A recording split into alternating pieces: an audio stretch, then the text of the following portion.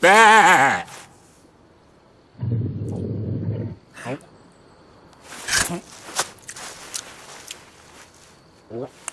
Bah!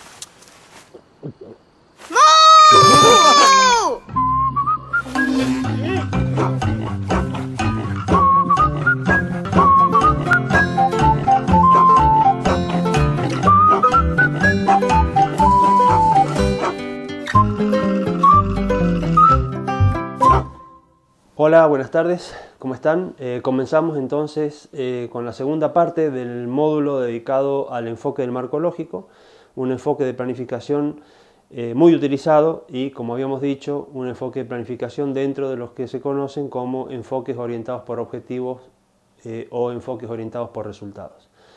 Vamos a concentrarnos ahora básicamente en lo que sería el proceso o la construcción de un modelo lógico en función de este enfoque.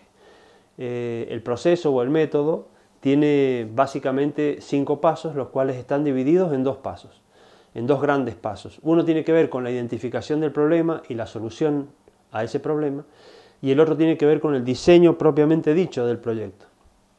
Vamos a ver un poco los elementos o los que componen cada una de estas 2 grandes fases. Cuando hablamos de identificación del proyecto, estamos pensando principalmente en una herramienta que se conoce como árbol de problemas y árbol de soluciones. Es decir, hay 2 pasos dentro de ese primer momento. Uno tiene que ver con identificar cuáles son los problemas, cuáles son las causas de esos problemas, cuáles son las consecuencias, y luego identificar a través de la conversión de la misma técnica cuáles son las soluciones, cuáles son los medios para lograr esas soluciones y cuáles son los cambios a largo plazo que estas soluciones llevarán a la comunidad implicada en un determinado proyecto. La segunda gran etapa, que la veremos más adelante en otra clase, tiene básicamente 3 pasos. Uno tiene que ver con convertir lo que conocemos como cadena de resultados en un lenguaje de planificación o en un modelo lógico. Otro de los pasos tiene que ver con el análisis de riesgos y supuestos, que los hemos mencionado varias veces ya en este curso. Y el último de los pasos tiene que ver con identificar indicadores y medios de verificación. Estos 3 pasos son casi, digamos, claves para construir lo que se conoce como matriz del marco lógico. Entonces nos vamos a concentrar ahora en el primer gran momento, que tiene que ver con la identificación del problema y la solución.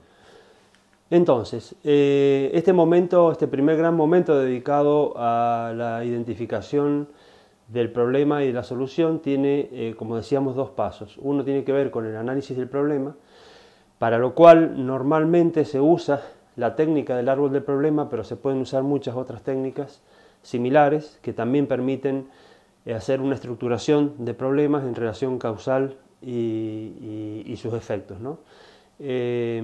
Básicamente la primera parte consiste justamente en identificar los principales problemas para un grupo de población que es donde se va a desarrollar el proyecto, tratar de identificar cuáles son las relaciones causa-efecto entre estos problemas, lo cual no siempre es tan simple, porque muchas veces hay problemas que son multicausales, y de alguna manera tratar de entender cuáles son, al entender las causas y los efectos, cuál es el punto más estratégico para enfrentar esa problemática social o esa situación. El segundo gran paso tiene que ver con la identificación de las soluciones, que es lo que va a dar la razón de ser al proyecto. Entonces, básicamente consiste en convertir estos problemas en soluciones, las causas de los problemas en medios para solucionarlos y las consecuencias de los problemas en fines o cambios a largo plazo. Ahora vamos a entrarle a la técnica para tratar de comprender un poquito más cómo es que se puede hacer esta etapa del diseño de un proyecto a partir de este enfoque.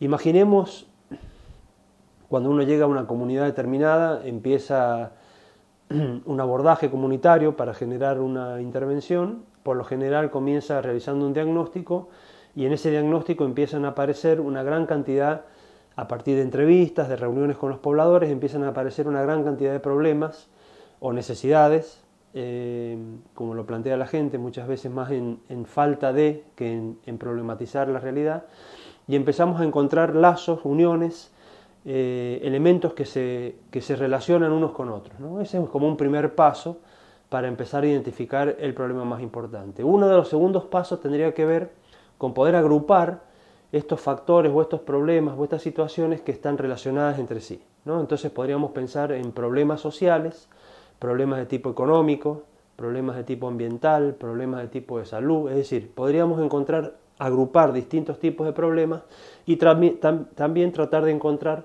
las relaciones que pueden haber entre estos, causales o multicausales. Seguimos avanzando y la idea es poder priorizar un problema. Y esto lo voy a insistir en varias ocasiones. Ese primer problema o principal problema que priorizamos no siempre va a tener que ser, o tendría que ser, pero no siempre puede ser el que la gente prioriza. Porque muchas veces uno trabaja en una institución y tiene un mandato institucional, entonces no es posible que la institución deje de desarrollar su mandato institucional porque la gente priorizó otro tema. Por ejemplo, supongamos que yo trabajo en el Instituto Provincial de la Vivienda, en un programa de vivienda social. Llegamos a una comunidad, hacemos un diagnóstico participativo, una lluvia de ideas, una lluvia de problemas, y el problema que se prioriza puede ser el agua, la salud o la delincuencia, pero no la vivienda. ¿Qué quiere decir? ¿Que no vamos a ejecutar el programa en ese lugar? No, lo que podemos hacer es tratar de lograr un consenso. Yo le llamo rayar la cancha, es decir, dentro del campo amplio de servicios, de apoyos que puede brindar la institución, cuáles son aquellos aspectos prioritarios para la comunidad. Entonces muchas veces el problema que se prioriza, si bien es priorizado por la comunidad o por los actores que van a estar involucrados en el proyecto, es priorizado en función del marco de acción o de la especificidad institucional del programa o proyecto que llega a esa comunidad. Supongamos que hemos priorizado el problema, entonces la idea es poder relacionarlo con otros problemas. Supongamos que estamos hablando de problemas sociales, bueno, estos problemas sociales pueden ser o estar relacionados al alto NBI, desempleo, vivienda, seguridad alimentaria, deserción escolar.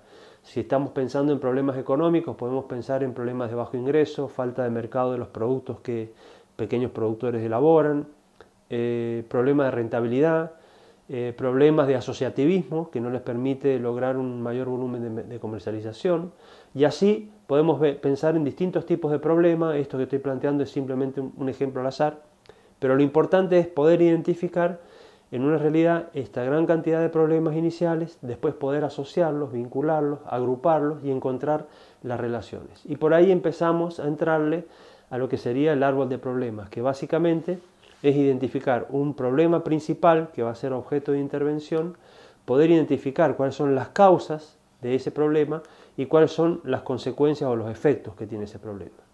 ¿Cómo funciona un poco la lógica del árbol del problema? La lógica del árbol del problema o árbol de problemas, lo que trata de hacer es en una gráfica, digamos una ilustración de un árbol, identificar o asociar a las raíces con las causas, al tronco con el problema principal y a las ramas con los efectos o manifestaciones o consecuencias que tiene este problema.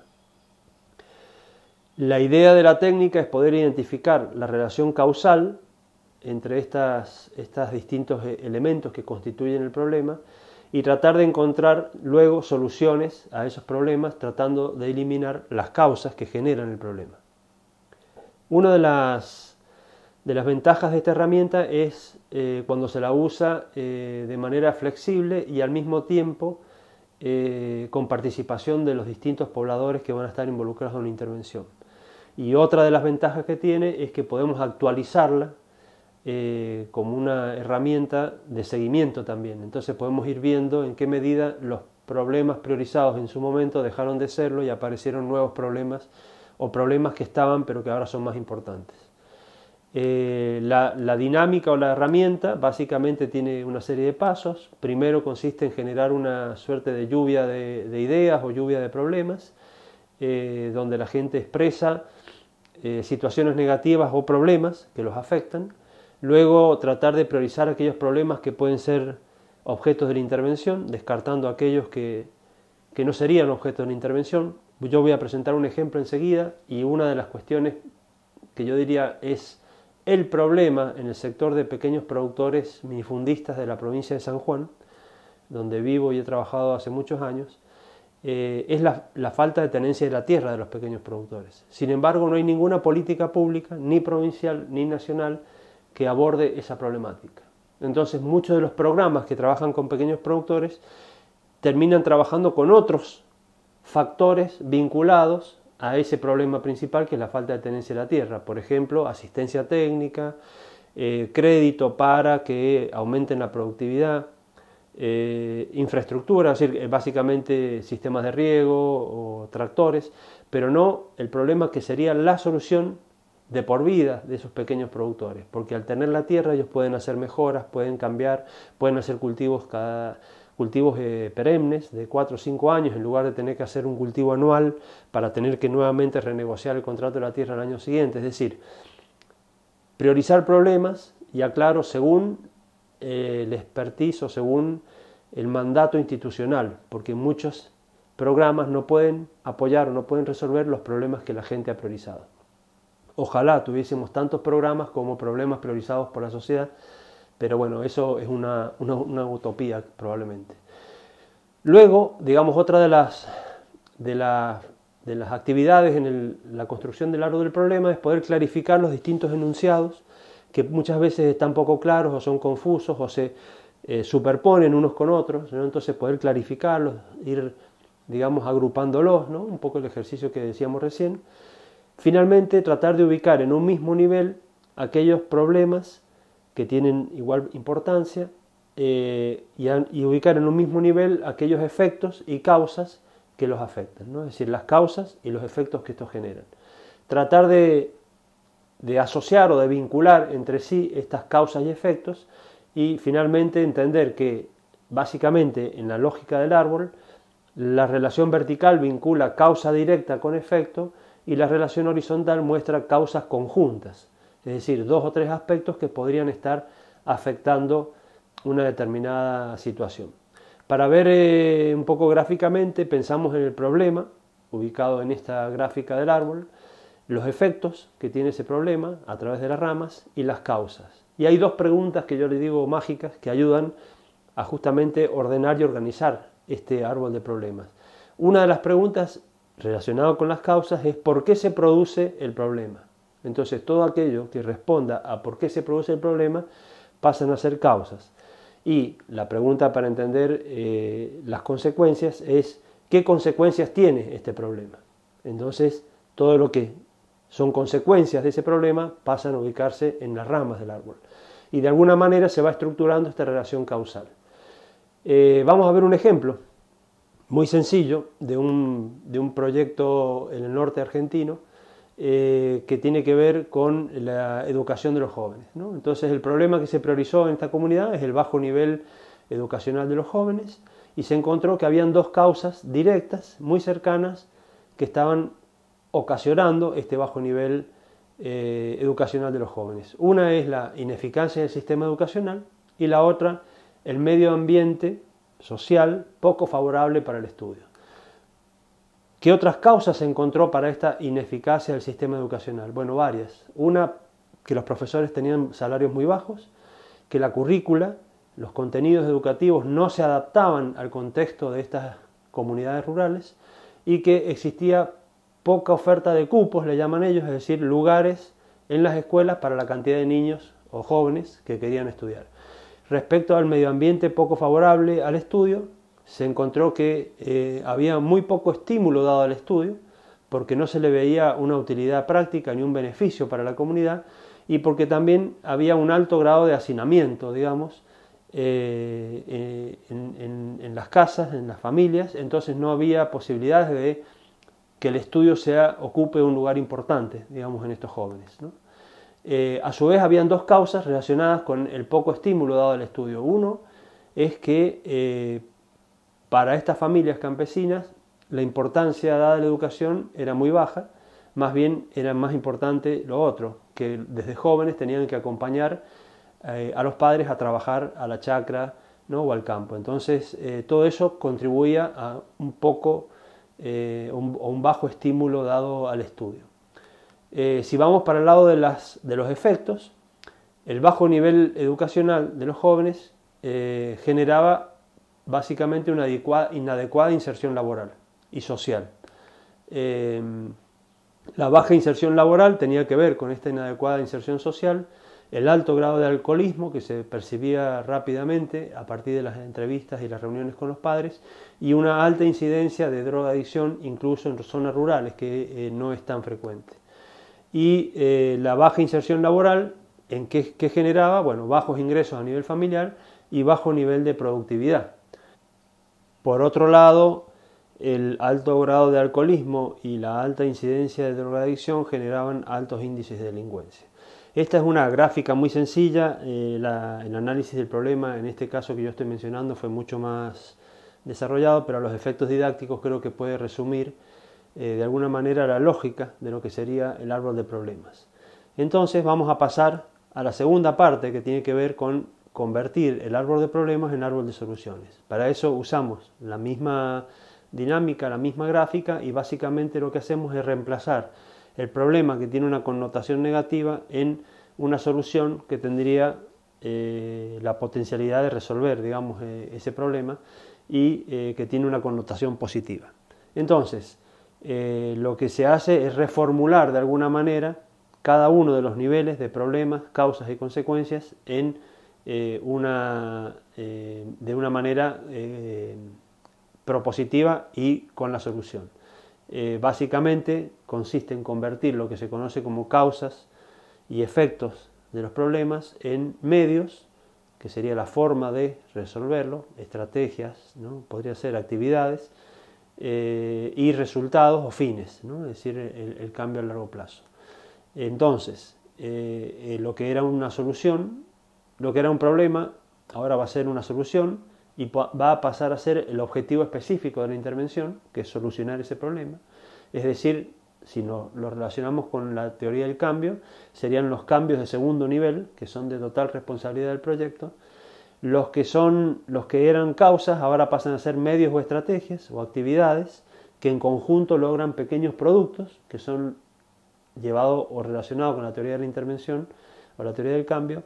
Sería como los cambios de primer nivel de la intervención, y los fines en el árbol de problemas pasarían a ser estos cambios a largo plazo que la intervención no necesariamente va a lograr, pero sí va a contribuir a que se logre. Y llevado o relacionado con la teoría del cambio serían los cambios de tercer nivel. Y acá aparecen nuevamente dos preguntas muy interesantes. Una, respecto a las estrategias y a los medios, es decir, a las actividades que va a desarrollar el proyecto o a los pequeños productos que tiene que lograr como precondiciones para lograr el objetivo o la solución al problema. La pregunta sería: ¿cómo logramos este objetivo? ¿O cómo logramos la solución? ¿Qué hay que hacer para que este objetivo esté al alcance? Y la pregunta respecto a los fines va a ser: ¿para qué? ¿Para qué queremos lograr esta solución? ¿No? Para convertir estos que eran efectos del problema en fines o soluciones a largo plazo. Una vez que tenemos el árbol de problemas y el árbol de soluciones, hemos dado un gran paso en lo que sería la construcción de la matriz del marco lógico. Una forma, vamos a ver algunos ejemplos de cómo convertir estos problemas en soluciones, ¿no? Esto también es una cuestión bastante infantil, simple, pero como para fijar un poco la idea, ¿no? Por ejemplo, un problema, alta tasa de mortalidad infantil y materna, se convertiría en tasa de mortalidad infantil y materna reducida. Alta tasa de desempleo y subempleo, tasa de desempleo y subempleo reducida. X porcentaje de nivel de ingreso por debajo de la línea de la pobreza, X porcentaje de nivel de ingreso por encima de la línea de la pobreza. Es decir, convertimos lo que es un problema en un objetivo o solución. Y entonces ahora vamos a ver otro ejemplo como para redondear un poco el concepto, ¿no? Entonces, Pensamos en problemas, árbol de problemas, causas y efectos, ¿no? Este caso es un caso también real de pequeños productores, donde lo que se priorizó como problema es el bajo rendimiento de los cultivos agrícolas.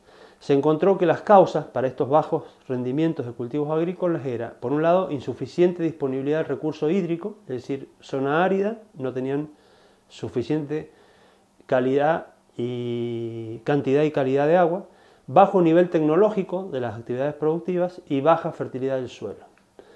¿Cuáles eran las causas de estos, que a su vez eran causas? Respecto de la insuficiente disponibilidad de recurso hídrico, se identificó que había inadecuadas técnicas de riego, es decir, que no era solo que había poca agua, sino que se regaba mal o no se aprovechaba eficientemente el agua, y había un deterioro de la infraestructura, es decir, canales que se rompían, que perdían, que no tenían impermeabilización, etc.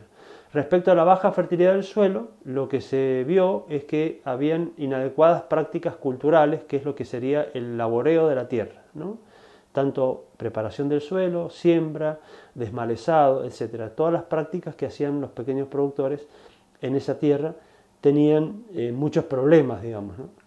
Entonces, ¿cuáles eran las causas a su vez de todos estos? Que estaban de alguna manera como multicausales. Uno, que había una rotación inadecuada de los cultivos. Eso se debe justamente por falta de tenencia de la tierra, entonces ellos tienen que poder hacer un cultivo anual y después tienen que salir a buscar otra parcela para alquilar, entonces no pueden hacer en una misma parcela cultivos rotando, porque hay cultivos que aportan nitrógeno al suelo y hay cultivos que justamente se lo quitan. Entonces ellos podrían haber hecho, si fuesen propietarios de la tierra, otro tipo de manejo, digamos, del cultivo. Pero en este caso era imposible, entonces la rotación inadecuada de cultivos era una causa del bajo nivel tecnológico. La intensificación en el uso de la tierra, es decir, trabajar todos los años el mismo cultivo en el mismo suelo, y la mala calidad de la semilla que utilizaban también llevaba a ese bajo nivel tecnológico que redundaba en un bajo rendimiento de los cultivos agrícolas. ¿Cuáles son los efectos que tenía esta situación? Bueno, caída de los ingresos de los productores agropecuarios por bajo rendimiento, disminución del grado de integración al mercado. Como producían poco, con baja calidad y bajos rindes, su vinculación al mercado cada vez era peor. Abandono de la actividad en muchos casos, desnutrición, porque muchos de estos productores producen también para el autoconsumo, pérdida del capital de trabajo, migración, conflictos en la zona y en conjunto todos estos factores tenían como un efecto un retraso socioeconómico de las comunidades del área que estaba afectada por esta situación. Vamos a ver ahora entonces la conversión del árbol de problemas al árbol de objetivos. Si decimos que es convertir una connotación negativa en positiva, diríamos que la solución que va a aportar este proyecto es un mayor rendimiento de los cultivos agrícolas. Ahí está puesta la energía del proyecto, en lograr eso como resultado del cual el proyecto es responsable.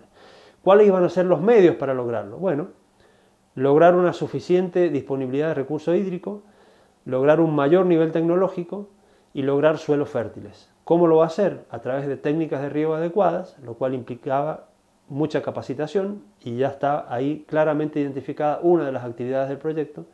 Infraestructura adecuada, es decir, hacer obras de canalización, sistemas de riego por goteo en las parcelas, es decir, mejorar la infraestructura de riego, y ahí está otra de las actividades y productos concretos del proyecto. Y prácticas culturales adecuadas, lo cual implica asistencia técnica y acompañamiento de los pequeños productores. Otra de las actividades y productos específicos del proyecto. Adecuada rotación de los cultivos a través del asesoramiento y a través del uso de tierras comunitarias. Uso de la tierra adecuado. Al disponer de tierras comunitarias aportadas en forma de arriendo por el proyecto, se logra este uso de tierra adecuado y mejorar la calidad de semilla a través de incorporar semillas nuevas. En conjunto, ¿a qué va a contribuir este mayor rendimiento de los cultivos agrícolas? Bueno, a mayor ingreso de los productores agropecuarios, a una mejor integración al mercado, a una permanencia en la actividad, a una mejora en los niveles nutricionales de las familias, de los niños principalmente, a un mayor capital de trabajo, a una permanencia en la zona y a grupos organizados a partir del proyecto. Y eso, en el fondo, va a contribuir al desarrollo socioeconómico de las comunidades del área. Otra vez, es un ejemplo muy sintético, El árbol de problemas y soluciones de este caso es bastante más complejo, pero como para fijar la idea de cómo funciona esta herramienta en un caso real. Entonces, identificados los problemas, identificadas las soluciones, podemos decir que estaríamos avanzando al próximo gran grupo de pasos del enfoque del marco lógico. Lo dejamos aquí y seguimos en la próxima. No dejen de consultar la bibliografía que le hemos dejado. Hasta luego, chao.